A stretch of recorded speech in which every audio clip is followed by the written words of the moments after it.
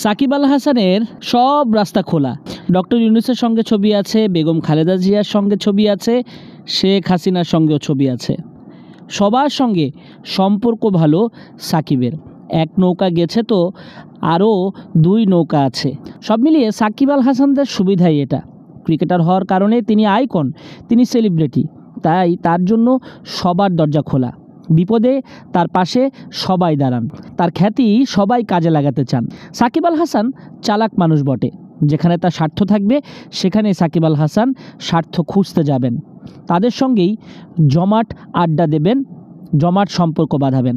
এই যেমন শেখ হাসিনা, প্রাক্তন প্রধানমন্ত্রী হয়ে গেছেন শেখ হাসিনা, তাই নৌকা ছেড়ে এখন সাকিব আল হাসান সুবিধা খুঁজছেন। তারা খেলোয়াড় মানুষ, খেলতে বড় ভালোবাসেন সাকিব আল হাসান। কাভার ড্রাইভ খেলবেন নাকি হুক পুল করবেন, রাজনীতির মাঠে আসার আগেই সব কিছু নির্ধারণ করে ফেলেছিলেন।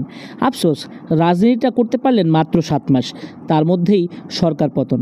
সাকিব এখন নতুন পরিচয়ে আত্মপ্রকাশ করতে চান।